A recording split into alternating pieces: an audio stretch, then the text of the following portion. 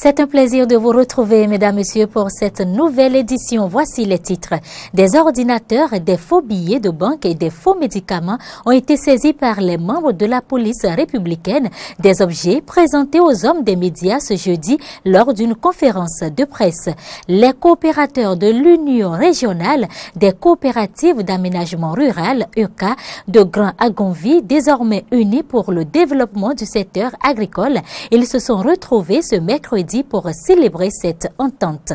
En Afrique du Sud, des mineurs illégaux sortent de l'ombre. C'est le cas par exemple de Dame Clara, 77 ans. C'est tout pour les titres.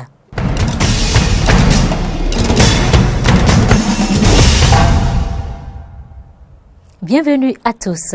Direction la commune de Sakété. Les coopérateurs de l'UCAR Grand-Agonvi parlent désormais d'une même voix et sont décidés à œuvrer pour le développement du pays. Ce mercredi, ils se sont rassemblés à Ipilé dans le département du Plateau pour célébrer leur union. Reportage Fréjus Serlin et Damien Pedro.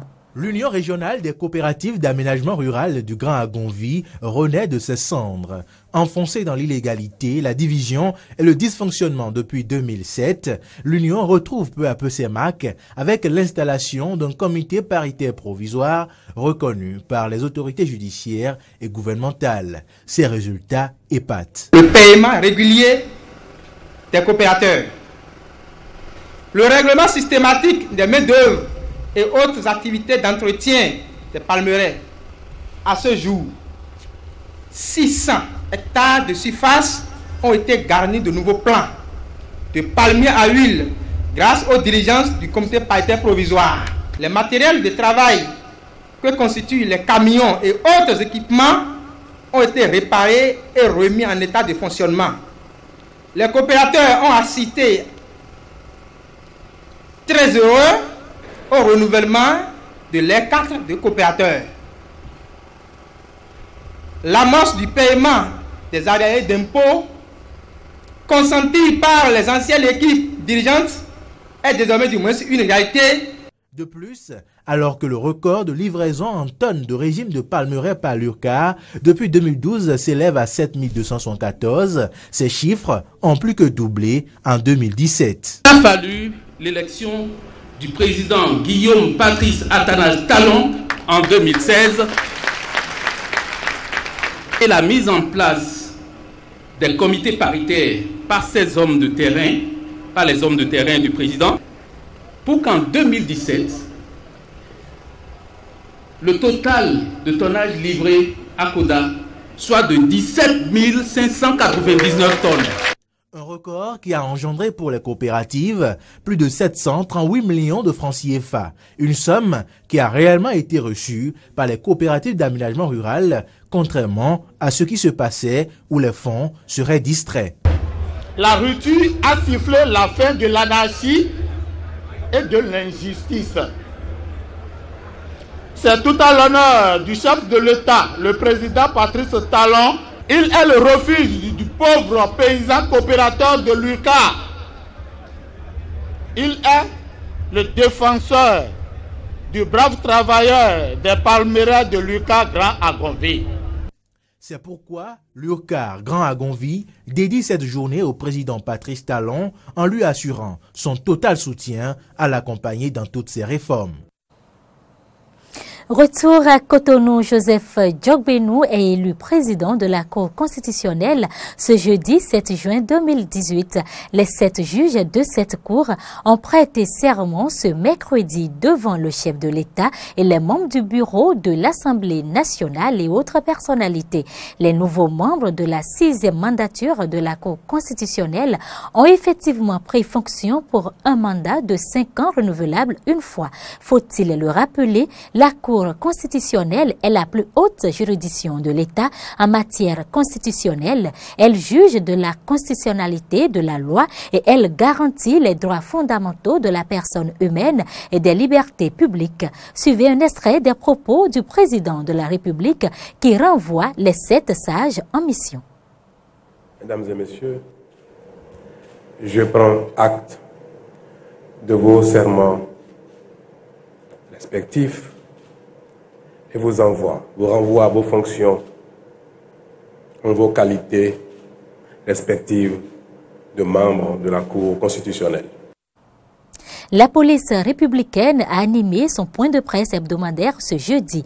À l'occasion, les membres de la DGPR ont présenté aux professionnels des médias des objets qui font état de saisine. Il s'agit des ordinateurs et des faux médicaments, des faux billets de banque. Au cœur de ce point de presse, la question de la cybercriminalité au Bénin. Suivez. Du jeudi 31 mai au mercredi 6 juin 2018, les unités de Webo et d'Atogon ont procédé au démantèlement de réseaux de fabricants de faux billets de banque. À cet effet, la somme de 785 000 francs de faux billets a été saisie. 8 individus ont été interpellés puis mis à la disposition de la justice. Ceux-ci attirent leurs victimes qu'ils ont précédemment identifiées et leur font croire qu'ils possèdent un escargot blanc qui a des pouvoirs de multiplier les billets de banque et par conséquent de les enrichir. En présence des victimes, ces individus infracteurs procèdent à un essai qui les convainc de manière à ce que celles-ci leur remettent de vrais billets de banque pour l'organisation du rituel de multiplication d'argent. Et c'est en ce moment qu'intervient l'arnaque. Nous avons pu réussir ces opérations grâce à la bonne collaboration des populations que nous saluons à cette occasion et exhortons tous ceux qui hésitent encore à se joindre à nous en nous fournissant des informations concernant la sécurité. Vous aurez d'autres détails dans nos prochaines éditions. Activités dans les départements du Monokufo. Il y a cela quelques semaines, précisément le 17 mai 2018, la population d'Okmenou vivant sur les berges du lac Toro avait remarqué la mort mystérieuse de plusieurs espèces halieutiques. Après ce drame, quel est l'impact de la situation actuelle sur la vente des poissons dans la localité? Jonas Bouti est allé faire le constat. Voici son reportage. Les vendeuses de poissons d'Azonliroué sont très fâchées parce que les informations relayées par la presse béninoise et surtout les réseaux sociaux ces derniers temps ont entraîné la mévente des poissons frits, leur principale activité dans la localité.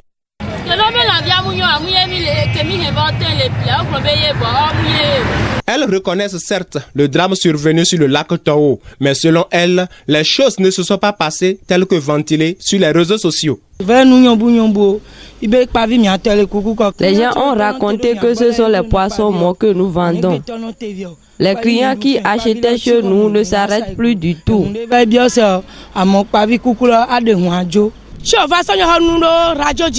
Quand ils ont dit ces choses sur les radios, ça nous a gâté notre commerce. Au dire de ces femmes, les poissons morts sont déjà calcinés et la substance qui aurait tué ces poissons ne s'est pas répandue dans toutes les eaux de la localité. Les poissons morts ont été ramassés et brûlés. La substance en question n'a pas contaminé les eaux de notre côté. Ces poissons que je suis en train de frire, je les ai payés vivants ce matin au bord du lac. Si c'est les poissons, quelque chose de poisonné, on n'aurait pas trouvé des poissons vivants dedans. Tous ces poissons sont déjà morts. Aucun poisson n'est plus vivant. Or, si c'était notre eau, on n'aurait plus trouvé des poissons vivants dedans. Mais on continue toujours à aller à la pêche, on trouve des poissons dedans. Mais est-ce que la présence des poissons vivants certifie l'absence totale de la substance nocive dans les eaux de ce lac? Seuls les experts pourraient le certifier. Mais qu'en est-il de l'interdiction de la fréquentation du lac par les pêcheurs? Oui, on entendait à la radio, les gens sont en train de dire d'arrêter de vendre des poissons là, que les gens vont analyser d'abord avant que nous commençons par manger. Mais depuis que ils sont venus là, on n'a pas encore rien entendu. par rapport à ça. Genre, personne n'est pas plus pas ici. Vu l'importance du lac Toro dans la vie socio-économique des populations d'Azonliroué, il urge que les autorités en charge de la pêche au Bénin leur précisent désormais l'attitude qu'il convient d'adopter au lendemain de ce drame. Des rumeurs aussi contradictoires les unes que les autres ont circulé du dimanche au lundi 4 juin 2018 par rapport à l'artiste béninois Darwey Doto. Que retenir finalement de ces informations? Le roi du rythme Gogoron est-il vraiment décédé? Jonas Boti s'est rendu à son domicile à Azové et à son village natal dans l'arrondissement de Godoro. Reportage. Même ce mardi 5 juin 2018, des gens continuent d'affluer vers le domicile de Darwey Doto à Azové pour s'enquérir des nouvelles de l'artiste. Entre les rumeurs annonçant son décès et les démentis de certains membres de sa famille, que faudra-t-il retenir? À cette question, voici la réponse d'un de ses frères resté à son chevet à l'hôpital. Depuis 6 jours ou 7 jours passés, il était tombé malade. On l'a accompagné jusqu'à Lomé, l'hôpital de Lomé. Après la consultation, nous avons vu que la tension est trop partie. Ça a déclenché jusqu'au nerf de la tête là. Comme ça, les docteurs nous ont dit qu'il ne veut pas encore survivre. Qu'il doit nous laisser. Effectivement, il nous a laissé. Aujourd'hui, son corps se retrouve à la morgue de Lokossa. C'est donc désormais officiel. Darwey Doto n'est plus. L'artiste s'en est allé après quelques jours de coma suite à une crise. Dans son domicile à Azové, l'une de ses épouses inconsolables est entourée des proches de la famille au regard plein de regrets. Parmi eux, on note la présence du président des artistes du Kofo, Alevi, et les frères Gbadé. Encore sous le choc, Gbadé Clément de Macro Musica nous conte ces derniers moments avec Darwey Doto. On sait que nous tous, nous avons 2 jours, 2 grands jours. Le jour de la naissance et le jour du décès. Mais tout le monde sait qu'un jour il va mourir. Mais pour Darwey, c'est une surprise. Le week-end surpassé, nous étions en spectacle dans différents lieux. Le lundi matin, j'ai pris part à la devanture de la maison de Darwey Doto. Il était avec son frère Adiro et quelques membres de son groupe. Je me suis arrêté. Fortuitement, nous avons passé plus d'1 heure à causer. On a parlé de notre association, on a parlé aussi du moment, on a discuté de tout et de rien. C'est comme s'il m'appelait pour dire viens, je vais te dire au revoir. Puisque après notre conversation, c'est fini. Dans le village natal de l'artiste, à Takpatiome, une localité de l'arrondissement de Godorou, l'affluence n'est pas des moindres. Et l'émoi est encore plus vif. Autour de la mère de Darwey Doto, les regards lugubres des femmes du village attisent davantage la tristesse de la pauvre dame. Le père, beaucoup plus âgé, aurait voulu dévancer son fils dans l'au-delà. Mais hélas, le sort en a décidé autrement. Toujours présent aux côtés de Darwey Doto sur les podiums et dans les clips, Djiro Doto, le frère de l'artiste, nous fredonne un des morceaux prémonitoires de Darwey Doto et lance un appel à la population. Enyenya ope anyi violide ewa ndedo harogo enye winu mo ewanua ewa ndeba enye umanyi violena yamea ewa ndeba nyekoro dawe zan fofonye. Je suis toujours resté avec mon frère Darwey Doto et la manière dont il m'a quitté m'attriste. Je demande à la population de rester à nos côtés pour les obsèques. Wa no kodon le miawa dawe ndo. À propos des obsèques de Darwey Doto, rien n'est encore décidé par la famille.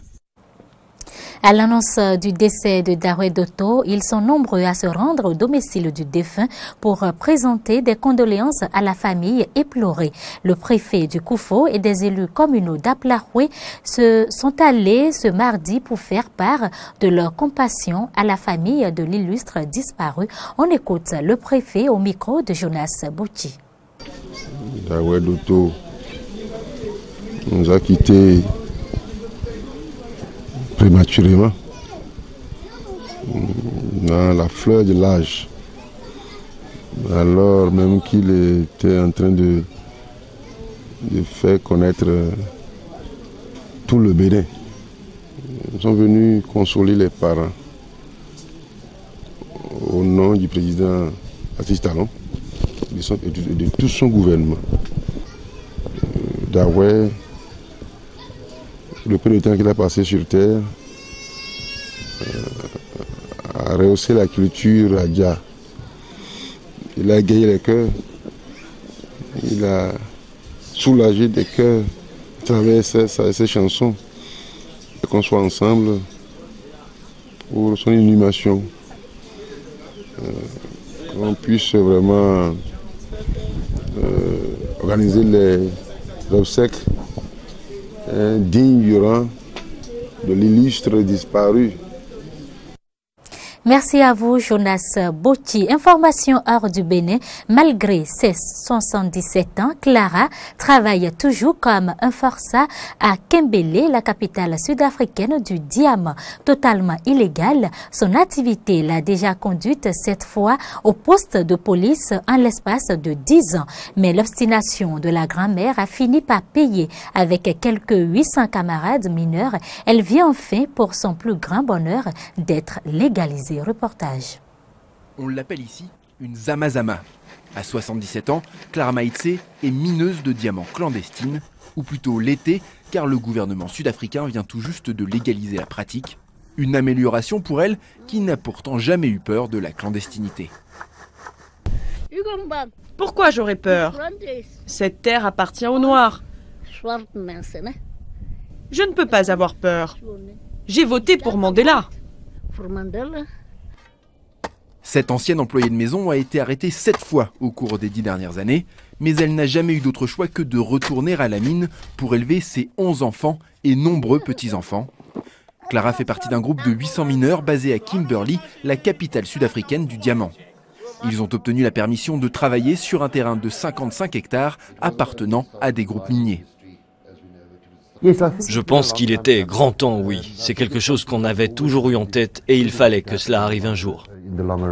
Le projet a été piloté par 7 hommes au ministère sud-africain des ressources minérales, un portefeuille clé dans un pays qui s'est bâti sur l'exploitation minière, tant légale qu'illégale.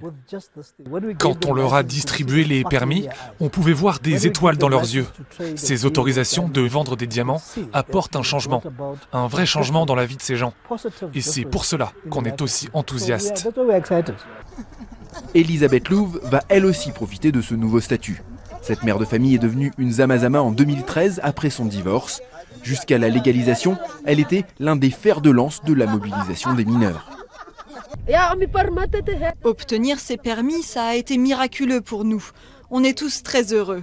Ces autorisations nous ont offert des opportunités qui nous étaient interdites avant et ça nous a donné confiance en nous. Le mot Zama signifie tenter sa chance en zoulou.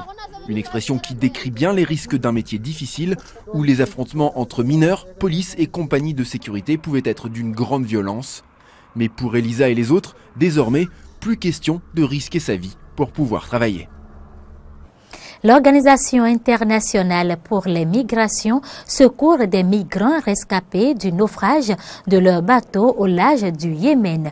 46 migrants des Éthiopiens vraisemblablement seraient morts, noyés et 16 sont portés disparus lorsque leur navire a chaviré mercredi à l'approche du Yémen après avoir traversé le golfe d'Aden. Les rescapés ont reçu une assistance médicale, de la nourriture et un soutien psychosocial de l'OIM, tandis que le CICR et le Croissant Rouge du Yémen ont assuré l'inhumation des défunts. Fuyant la violence et la pauvreté dans la Corne de l'Afrique, notamment en Érythrée, en Somalie et en Éthiopie, ces migrants espèrent atteindre les pays arabes du Golfe plus prospères et sont à la merci des contrebandiers, a expliqué l'organisation.